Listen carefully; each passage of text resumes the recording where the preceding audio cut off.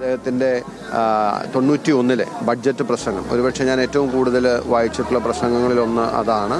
India അതിൻ്റെ ഏറ്റവും പ്രയാസമേറിയ കാലഘട്ടത്തിലൂടെ നടക്കുമ്പോൾ ഇന്ത്യ സാമ്പത്തികമായി തകർന്ന് തരിപ്പണമാകുമെന്ന് ലോകം മുഴുവൻ പ്രവചിച്ചപ്പോൾ ഈ രാജ്യത്തെ കരകയറ്റാൻ വേണ്ടി നമ്മൾ കൊണ്ടുവന്ന നേതാവായിരുന്നു. അന്ന് അദ്ദേഹത്തിൻ്റെ പ്രസംഗം പാർലമെൻറ്റിൽ അവസാനിക്കുമ്പോൾ ഈവൻ അദ്ദേഹത്തോടൊപ്പം ട്രഷറി ബെഞ്ചിലുണ്ടായിരുന്നവർ പോലും ഇങ്ങനെയൊരു കാര്യം പ്രതീക്ഷിച്ചിട്ടുണ്ടാവില്ല. അദ്ദേഹത്തിൻ്റെ ബഡ്ജറ്റ് പ്രസംഗത്തിൻ്റെ അവസാന ഘട്ടത്തിൽ അദ്ദേഹം പറഞ്ഞത് എനിക്കിന്നും ഓർമ്മയുണ്ട്. വിക്ടർ ഹ്യൂഗോയുടെ വാക്കുകൾ കടമെടുത്തുകൊണ്ട് when the time for an idea has come, no power in the world can stop that idea എന്ന് പറഞ്ഞു. എന്നിട്ട് അദ്ദേഹം പറഞ്ഞു, ഇപ്പോഴിതാ ഇന്ത്യ ഒരു വൻ ശക്തിയാകണമെന്ന ആശയത്തിൻ്റെ സമയം വന്നിരിക്കുകയാണ്. ലോകത്തിൽ ആർക്കും അതിനെ തടുക്കാൻ കഴിയില്ല. അതിനുശേഷം അദ്ദേഹം പറഞ്ഞു, let the world here it loud and clear, ലോകം ഉച്ചത്തിലും വ്യക്തമായും കേൾക്കട്ടെ, ഇന്ത്യ അതിൻ്റെ വാതായനങ്ങൾ തുറന്നിടുകയാണ് എന്ന് പറഞ്ഞ് പുതിയ എക്കണോമിക് പോളിസിയുടെ ഡീറ്റെയിലിംഗ് നടത്തിയതിന് ശേഷമാണ് അദ്ദേഹം അത് പറഞ്ഞത്. പക്ഷേ അതിന് പിന്നാലെ രാജ്യം മുഴുവൻ അദ്ദേഹത്തിൻ്റെ സാമ്പത്തിക നയങ്ങളെ അതിരൂക്ഷമായി വിമർശിക്കുകയും അറ്റാക്ക് ചെയ്യുകയും അല്ലെങ്കിൽ അതിനെ തെറ്റാണ് എന്ന്, അല്ലെങ്കിൽ അത് രാജ്യത്തെ തകർക്കുമെന്നും നശിപ്പിക്കുമെന്നും രാജ്യത്തിൻ്റെ പരമാധികാരം ഇല്ലാതാക്കുമെന്നും ഒക്കെയുള്ള വലിയ പ്രചരണങ്ങളും വിമർശനങ്ങളും ഒക്കെ ഉണ്ടായി. എന്നാൽ എനിക്ക് ഓർമ്മ ഒരു ചരിത്രത്തിൻ്റെ കാവ്യനീതി പോലെ അതിന് 30 ആണ്ടുകൾ ഏതാണ്ട് കഴിഞ്ഞ് അദ്ദേഹം വീണ്ടും രാജ്യത്തിൻ്റെ പ്രധാനമന്ത്രിയായി വരികയും ആ നയങ്ങളെ വീണ്ടും ശക്തമായി മുന്നോട്ട് കൊണ്ടുപോകുമ്പോഴാണ് ഇന്ത്യ അതിൻ്റെ ചരിത്രത്തിലെ ഏറ്റവും വലിയ സാമ്പത്തിക വളർച്ച കൈവരിക്കാൻ കഴിഞ്ഞത്. പലപ്പോഴും അദ്ദേഹത്തിൻ്റെ സാമ്പത്തിക വീക്ഷണത്തിൻ്റെ പ്രത്യേകത ഒരു വശം മാത്രമേ പലപ്പോഴും നമ്മൾ ചർച്ച ചെയ്തിട്ടുള്ളൂ. അതായത് സാമ്പത്തിക വളർച്ചയ്ക്ക് വേണ്ടി ഉദാരവൽക്കരണ സ്വകാര്യവൽക്കരണ നയങ്ങൾ നടപ്പിലാക്കി. ഞാൻ അദ്ദേഹത്തോട് നേരിട്ട് സംസാരിച്ചിട്ടുള്ളതാണ്. അതേസമയം പൊളിറ്റിക്കൽ ലീഡർഷിപ്പ് അല്ലെങ്കിൽ ആരാണോ രാജ്യത്തെ നയിക്കുന്നത് അവർക്ക് മറുവശത്തെ ബാലൻസ് ചെയ്യാൻ കഴിയണമെന്നും അതിനു വേണ്ടിയിട്ടാണ് അദ്ദേഹം കർഷകരുടെ 72,000 കോടി രൂപയുടെ കാർഷിക കടം എഴുതിത്തള്ളിയത്. ഇന്നും രാജ്യത്തിൻ്റെ ഒരുപക്ഷെ കോവിഡിനൊക്കെ ശേഷം രാജ്യം വലിയ സാമ്പത്തികമായിട്ടുള്ള എങ്ങോട്ട് നടക്കണമെന്നറിയാതെ ദിശയില്ലാതെ നിൽക്കുമ്പോൾ രാജ്യത്തിൻ്റെ നട്ടെല്ലായി മാറിയ തൊഴിലുറപ്പ് പദ്ധതി, അതുപോലെ വിവരാവകാശ നിയമം സാധാരണക്കാരനെയും പാവപ്പെട്ടവനെയും ഒരു വശത്ത് ശാക്തീകരിക്കുകയും മറുവശത്ത് സാമ്പത്തിക വളർച്ചയെ നേടുക എന്നുള്ള ഒരു ട്വിൻ പോളിസിയാണ് അദ്ദേഹം അഡോപ്റ്റ് ചെയ്തത്. തീർച്ചയായിട്ടും അദ്ദേഹം പറച്ചിൽ മാത്രമല്ല, നിങ്ങൾ പരിശോധിച്ചാൽ അറിയാം എത്രയോ കാര്യങ്ങൾ പറയാനുണ്ട്.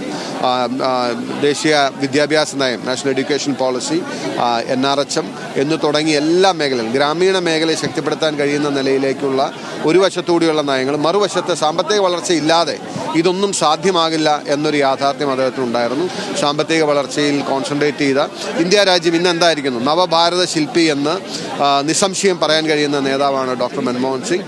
പലപ്പോഴും അദ്ദേഹം അർഹിക്കാത്ത രീതിയിലുള്ള കടുത്ത വിമർശനങ്ങൾക്ക് രാജ്യത്ത് വിധേയമായപ്പോഴും വളരെ സംയമനത്തോടുകൂടി വളരെ ശാന്തതയോടുകൂടി, ഇന്ന് ഏറ്റവും റീസെൻ്റായിട്ട് അദ്ദേഹത്തിൻ്റെ ഒരു പത്രസമ്മേളനം നമ്മൾ കാണുകയുണ്ടായി.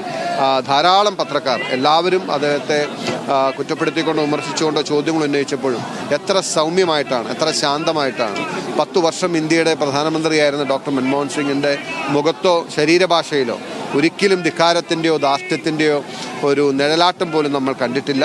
ഞങ്ങളൊക്കെ പ്രസംഗിക്കുമ്പോൾ എപ്പോഴും അഭിമാനത്തോടുകൂടി അദ്ദേഹത്തെക്കുറിച്ച് പറയുന്നത് താടി വെച്ച തലപ്പാവ് വെച്ച സൗമ്യനായ നേതാവ്. ഇത്രയേറെ ഒരു സ്റ്റേറ്റ്മാൻഷിപ്പ് കാണിച്ച ഒരു നേതാവ് ഉണ്ടോ എന്ന് എനിക്കറിയില്ല.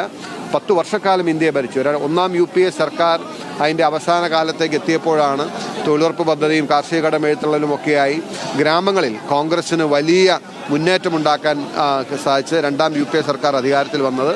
വീണ്ടും കോൺഗ്രസ് അധികാരത്തിൽ വരുമെന്ന് ആരും കരുതിയതല്ല. തൻ്റെ നേതൃത്വത്തിലുള്ള ഒരു സർക്കാർ അധികാരത്തിലിരുന്ന് 5 വർഷം പൂർത്തിയാക്കി വീണ്ടും അധികാരത്തിൽ വന്നിട്ട് ഒരിക്കലെങ്കിലും നിങ്ങൾ ആരെങ്കിലും ഡോക്ടർ മൻമോഹൻ സിംഗിൻ്റെ നാവിൽ നിന്നും ഞാൻ നയിച്ച സർക്കാർ എൻ്റെ സർക്കാരാണ് തിരിച്ചു വന്നത്, എൻ്റെ കഴിവുകൊണ്ടാണ്, എൻ്റെ നേട്ടം കൊണ്ടാണ്, അല്ലെങ്കിൽ എൻ്റെ നേതൃത്വത്തിലാണ് തിരിച്ചു വന്നത് പറഞ്ഞിട്ടുണ്ട്? ഒരിക്കലും പറഞ്ഞിട്ടില്ല. അങ്ങനെ അവകാശവാദങ്ങൾ ഒരിക്കലും ഉന്നയിക്കാത്ത ഈ രാജ്യത്തിനും ഈ രാജ്യത്തെ ജനങ്ങൾക്കും വേണ്ടി ചെയ്യാൻ കഴിയുന്നതെല്ലാം ചെയ്ത് വളരെ ധന്യമായൊരു ജീവിതം പൂർത്തിയാക്കിയാണ് അദ്ദേഹം മടങ്ങിയിട്ടുള്ളത്. അദ്ദേഹം തന്നെ പറഞ്ഞതുപോലെ ചരിത്രം അദ്ദേഹത്തോട് വലിയ അനുകമ്പയും കരുണയും ഉണ്ടാവും ചരിത്രത്തിൽ. അതിനേക്കാളുപരി അദ്ദേഹം പറയാതെ പോയത് ചരിത്രം തങ്കലിപികളാൽ, ഇന്ത്യയുടെ ചരിത്രം എഴുതുമ്പോൾ തങ്കലിപികളാൽ എഴുതപ്പെടുന്ന പേര് ഡോക്ടർ മൻമോഹൻ സിംഗിൻ്റെ ആയിരിക്കും, സംശയമില്ല. അറിവുകൊണ്ടും ജ്ഞാനം കൊണ്ടും ഒരു രാജ്യത്തെ കൈപിടിച്ച് ഒരു രാജ്യത്തിൻ്റെ ഭാവി മാറ്റി എഴുതിയ നേതാവാണ്. തീർച്ചയായിട്ടും എൻ്റെ ജീവിതത്തിൽ ഏറ്റവും കൂടുതൽ ഇൻസ്പയർ ചെയ്തിട്ടുള്ള, ഏറ്റവും കൂടുതൽ മോട്ടിവേറ്റ് ചെയ്തിട്ടുള്ള, എനിക്ക് ആരാധന തോന്നിയിട്ടുള്ള വളരെ വിരളം നേതാക്കന്മാരിൽ ഒരാളാണ്. ഞാൻ അദ്ദേഹത്തിന് അന്ത്യാഞ്ജലികൾ അർപ്പിക്കാൻ ആഗ്രഹിച്ച് ഞാൻ ഇങ്ങോട്ട് വന്നതാണ്. അദ്ദേഹത്തെ ഒരു നോക്ക് കണ്ട് ഇതിൽ ശവസംസ്കാര ചടങ്ങിൽ പങ്കെടുക്കാൻ വന്നു. മാത്യു കുഴൽനാടനാണ് ഡോക്ടർ മൻമോഹൻ സിംഗിനെ ഓർത്തെടുത്തത്. ഏറ്റവും സൗമ്യനായ നേതാവ്, ഒട്ടും ധാർഷ്ട്യമില്ലാത്ത ഏറ്റവും സൗമ്യനായ നേതാവ് എന്നുള്ളതാണ് അദ്ദേഹത്തെക്കുറിച്ച് മാത്യു കുഴൽനാടൻ ഈ ഘട്ടത്തിൽ ഓർത്തെടുക്കുന്നത്.